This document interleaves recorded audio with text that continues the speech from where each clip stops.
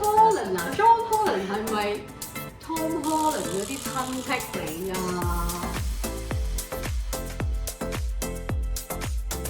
第一個俾你聽下先，就係有實作型嘅 R 型，第二個研究型 I 嘅，第三個藝術型 A 嘅，第四個社會型 S 嘅，第五個企業型 E 嘅，最後一個就係傳統型 C 嘅。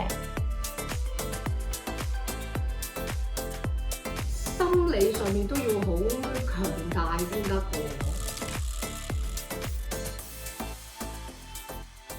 係俾乜嘢耽誤咗嘅乜乜嘢 Hello.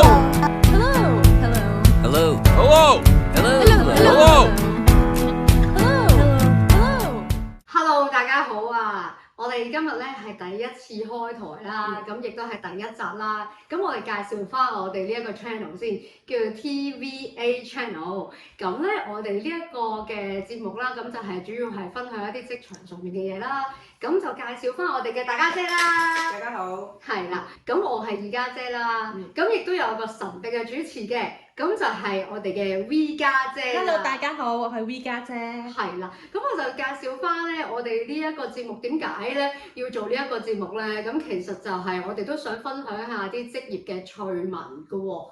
跟住就係大家姐講下，仲有啲乜嘢我哋想分享啊？好，咁其實我哋都講緊喺呢個職場教訓咗相當日子嘅，咁所以其實覺得都係時候要做翻一啲嘢啦。咁我哋呢一個嘅 channel 咧，主要都係講緊係介紹下職場一啲嘅趣聞啦、收下風啦。咁希望通過一啲信息嘅分享咧，能夠係俾大家咧喺呢個即係溝通裏邊咧有一啲收穫咁樣嘅。係啦，咁我哋呢一個節目咧就叫做職場葉問啊，好打得又可以問嘢喎。咁我哋今日咧就會係分享一個嘅乜嘢嘅 topic 咧，大家姐？我哋今日嘅topic 咧就會係講緊咧叫做咩人啱做咩工嚇。係啦，咁就因為其實好多時我哋成日都聽到俾乜嘢耽誤咗嘅乜乜嘢，咁好多呢啲嘅情況咧都係發生咗嘅。咁我哋今日咧就會從一個好似通勝咁樣啦，簡單做一個分享宜記呢一個嘅情況咧，同大家一齊咧去探討下嘅。係啦，V 家姐你有啲乜嘢想問啊？咁我不如揾 AI 睇下有咩性格同職業可以傾到嘅地方先。咁問下大家姐同埋二家姐識唔識得匹配翻職業同性格嘅分配？咁揾到喎。John Holland 喎，John Holland 個理論識唔識嚇？John Holland 啊，John Holland 係咪 Tom Holland 嗰啲親戚嚟㗎？應該唔係啦。不如睇下佢問你哋有咩性格同職業，你哋匹配下嚟聽下。嗱，第一個俾你聽下先，就係有實作型嘅 R 型，第二個研究型 I 嘅，第三個藝術型 A 嘅。第四個社會型 S 嘅，第五個企業型 E 嘅，最後一個就係傳統型 C 嘅。OK，咁但係其實我哋咧，即係如果譬如啦，好似想講呢一啲嘅乜嘢型之前咧，我記得咧以前咧去見工咧，成日都要人哋做嗰啲 test 啊，就係好似嗰啲叫做乜嘢話，嗰啲叫做咩 test 啊？大家嘅 aptitude test 啊，好多幾多型啊，7型、8型、6型，好多型呢啲嘅型啦。咁我唔知道大家做完呢啲嘅感受係點咧？咁我有時都會聽到有啲朋友同我講，佢話做完之後又點咧？係咪真係揾到啱嘅工，或者係咪真係配對到真嘅合適嘅一個僱主啦，或者僱員咧？咁呢個真係大家去自己去諗諗啦。好考究喎，係嘛？真係係咯。淨係記得就你花咗好多粒鐘啦，然後就即係做到滴晒汗，然後好似測謊機咁啲問題就係好多時係重複咁問啊，或者係不停咁樣問啊，咁然後可能你做完個 test 今日你做咩啦？係咪咁啊？係啊，真係好嘥時間啊！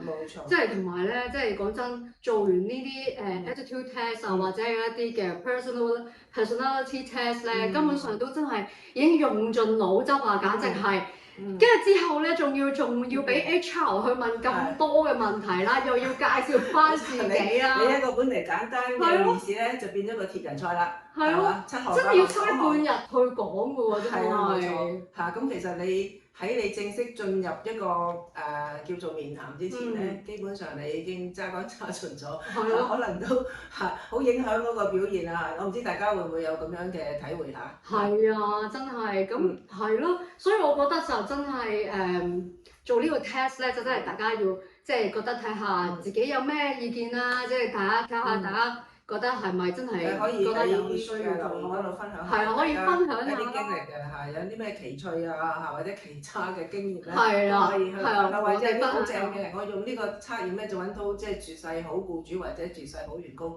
都可以話俾我哋聽，咁我哋可以都了解一下。係啦，歡迎啲僱主同埋啲interviewee 啦，咁就即係可以留言話俾我哋聽啦，我哋就都可以分享下啦。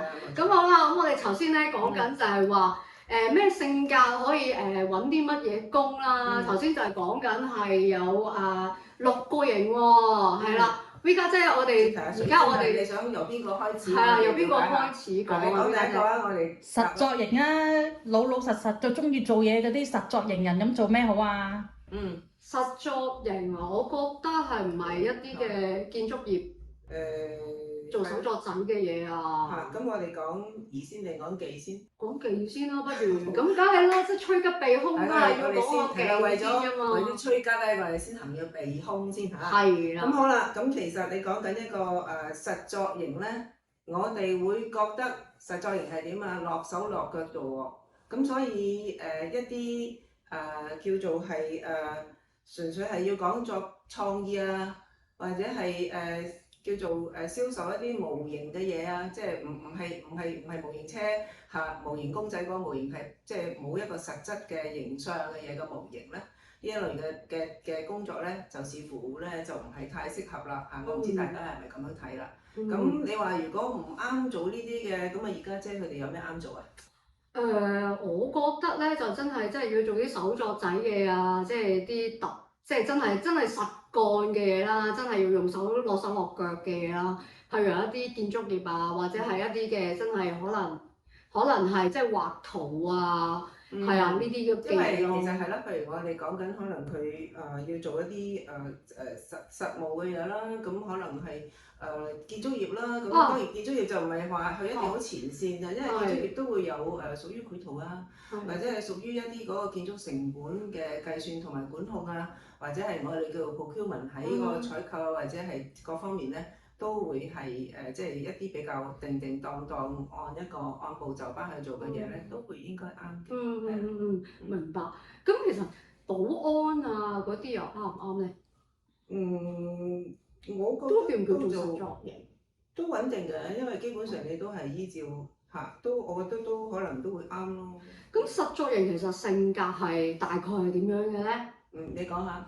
我會覺得係一啲務實啲嘅咯，係咯，即係係咯一啲務實啲嘅，跟住就即係需要即係落手落腳啦，跟住同埋係即係放咗工唔需要去諗嘢啊，即係唔需要諗咁多嘢嘅人咯，係啦，同埋一啲即係可能唔係話點講咧？唔係話太 outgoing 嘅人咯，或者係即係有一個軌跡俾佢做啦。係咯，即係要俾啲 order taking 嘅一啲。咁我哋落嚟又睇下第二個咩型號啊？V 家姐，我哋第二個。第二個我想知道咧，我都幾中意觀察下人啊，諗下嘢，做下分析、邏輯理論嘅推理嘅，有咩好介紹？我呢個係研究型噶咯喎，有咩工作啱我啊？咁有從唔適合嘅定係適合嘅開始咧？大家諗住都係技先咯，我覺得，因為趨吉避凶，避凶係最緊要啊嘛。咁我諗即係呢個係屬於即係一個叫做研究型嘅話咧，就應該係講緊要係善於觀察啊、思考啊，咁佢可能就會去到一啲如果你要佢好快要度一條橋出嚟嘅呢方面嘅嘢咧，可能就唔係好啱咯喎。咁我諗到啦，應該係咪 PR 應該唔得喎？可能係啦，咁同埋你可能廣告公司度橋嗰啲係咯，marketing啊嗰啲都應該係啊，因為你可能你係即係擅長去好細緻咁去做啲嘢，但係可能有啲係有時間性嘅嘢，譬如話我度一條橋去做一個推廣，可能好簡單，你即係等有時啲嘢瞬息萬變㗎嘛，即係幾日前幾日後可能都會有打仗就變咗唔打仗，或者唔打仗變咗打仗嚇，咁嗰個變化可以好大，因為而家個社會，咁可能呢方面嘅嘢就要留心下咯。係咯，咁我又講下即係如果研究型啦，咁其實可能係有啲乜嘢嘅工種啦。咁研究型其實真係都係即係需要研究啦，所以要有好多嘅思考啦，或者係要有好強力嘅，即係好強勁嘅分析能力啦。咁所以我諗應該係一啲嘅數據分析員啊，或者一啲 research 啊，或者係一啲嘅即係需要係process 好多嘅一啲嘅 procedure 啊、數據啊嘅人會係即係啱啲咯，同埋需要成日諗嘢，即係好多嘢諗嘅人啦。咁所以就研究型可能會比較啱佢哋多啲咯，係咯，係咯，大家姐都認同我，而家姐 V 家姐都認同我，認同，係啊。咁啊，跟住落嚟，我哋有咩可以再繼續研究下嘅呢類型？新型啊，不如諗下呢個藝術型啊，我又想聽下啦。咁如果一個富有呢個想像力嘅，又唔中意有個框架框住我嘅，我又中意諗我直覺呢樣嘢係好唔好創意嘅，咁呢個藝術型有咩宜嘅工作咧？我覺得藝術型就要小心唔好做嗰啲好安定啊、好穩健時間嗰啲啊，同埋最緊要係唔好有 deadline 嘅咯，即係 deadline 嘅關鍵性。譬如你係做數啊，或者係你可能做一啲生產線啊，或者你係可能要做一啲可能行政上嘅嘢啊，你定定當要呢個時間一定翻嚟啊，咁可能就未必咁適合呢一類人啦，係啦，咁。不如你又講下適宜嘅工作啊，好唔好？藝術型咁我真係我覺得就應該係即係一啲創作嘅嘢啦，即係譬如可能係一啲嘅 KOL 啦，或者藝人啊，或者係一啲嘅歌手，係啦，或者係一啲嘅做 design 啦，呢啲都係藝術型啦，同埋就係即係佢哋咧，始終咧要揾靈感咧，唔係話喂我朝九晚六呢一段時間我就會諗到喎。係啊。所以同埋就係好多時候咧，即係都要去見多識廣啊。所以咧，其實咧都需要去好緊貼潮流啦，亦都要知道個市場個 trend 啦，究竟佢應該要去點樣做一啲嘅 design 啊，要諗一啲乜嘢嘢出嚟啊，咁樣樣啦，去 design 一啲嘢咯。咁可能譬如可能係一啲嘅係啦，即係可能係一啲嘅譬如你做 design 咁樣，你可能做啲 fashion design 嘅，你都要知道，喂，我夏季喎應該要着啲乜啊？即係要留意呢啲嘢，或者係我今期興啲咩啊？即係都要諗呢啲嘢咯。咁所以變咗，亦都要成日去出街啊，了解多一啲嘅一啲嘅 market 上面嘅嘢咯。係咯。我諗呢一個類型嘅朋友咧，佢比較適合係有一個好大嘅空間俾佢去揾佢嘅機會揾佢嘅目標啦。咁又同另外一啲嘅類型嘅朋友咧，有一個好唔同嘅情況啦。應該話，係咯。咁跟住 V 家姐，咁我哋下一個係咩型啊？我想傾下咧，就係關於社會型啦。社會型譬如有啲人咧，好中意咧幫人啦，好中意教人啦，又中意咧將自己嘅感情咧同理心投入喺嗰個同事度嘅喎，又中意係咁樣溝通傾偈啊。咁呢類型又做咩工作好咧？咁我先講下，即係分享下咧，就係覺得要留心或者唔係咁適合嘅選擇先啦。咁我諗呢啲朋友咧，佢好熱心嘅，好有愛心嘅。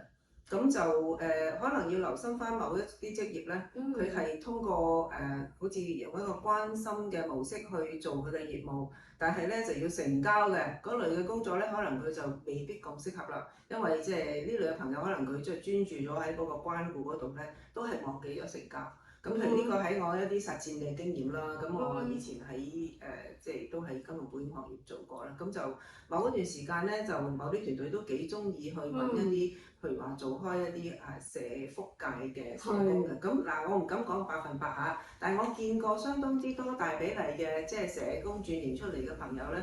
喺嗰個所謂跑數啊，或者去close 個 deal 嗰方面咧，係相應咧嗰個敏感性係比較弱啲。大家即係我仲以為係即係做 sales 嗰啲會係叫做社會型添。咁但係就未做 sales 嗰啲會社會型啊。咁我又覺得未係喎，你去咗溝通，你去咗做，但係你並冇存在一個我要做生意，我要做一個去 close 個 deal 嗰個想法喎。即係冇一個。係啦，咁呢個因為你做生意，你亦要有一個好 close 嘅呢個強烈感覺嘅。咁所以呢個我就覺得係即係自己要留心咯嚇。咁反而可能佢去做一個教師啊，作育英才，佢一方面受到一份嘅安穩嘅人工，一方面又可以係叫做 fulfill 到佢自己個人嘅性格嘅方向咧，我覺得呢個係比較可取咯。即係都要好有愛心。咁可能就係佢嘅關顧會令到佢做到一個好嘅導師啊，好嘅老師啊，嚇，或者佢可能佢索性去做一個社福界嘅一個人嘅人員啊，咁可能呢個對佢嚟講係可能發揮得更好，而佢嘅職場嘅生活會覺得快樂啲。因為我哋最緊要其實都係要自己覺得快樂啊嘛。係啊，啱啊，冇錯。人生最緊要開心啦。冇錯啦。咁所以就即係社工啊，或者係一啲嘅教師啊，係啊，即係人導師啊嗰啲咁樣就會比較啱啲。即係有時我覺得唔需要理會或者我個屋企人啊，或者個朋友係做啲乜嘢，我做啲乜嘢，或者人哋期望我做啲咩。我諗關鍵就係你是否能夠做一樣嘢，你做得心應手如魚得水，而自己又覺得快樂嘅，呢個都好緊要咯。咁當然就唔係話所謂躺平，唔去打工，唔去收入或者期望人哋去支援自己啦。咁但係我覺得有陣時都係要睇翻自己嗰個自己嗰個性格啊，或者自己方向咁咯，係啦。咁係咯，我嘅分享係咁樣嘅呢方面。依家即係你覺唔覺得咧，即係社會型咧，如果咁樣聽落去咧，好似即係心理上面都要好強大先得嘅喎。係啊，冇錯啊，因為你要幫到人，亦覺得幫完人哋，即係人哋即係收到你嘅幫助啊嘛，係咪先？如果唔係得個付出，又感覺上人哋唔覺得得着嘅話，你自己其實內心都好似好難去平復到。咦，我又幫咗人喎，人哋收唔到喎，咁點算咧？係咪？係，冇錯，啱啊，係咯，咁就係咯。跟住依家即係我哋下一個嘅型係咩型？我比較想聽咧就依個型啦，就係企業型。點解咧？成日咧職場上咧都聽到啲人咧好中意畫大餅，好中意咧就又唔得話到你得嘅，跟住咧就叫你冒險啊或者變革啊，跟住佢又充滿自信，跟住就話我要 lead 你跟我就一定成功嘅。我想傾下呢類型嘅企業型嘅性格人做咩最好咧？咁就講唔啱做嘅先係嘛？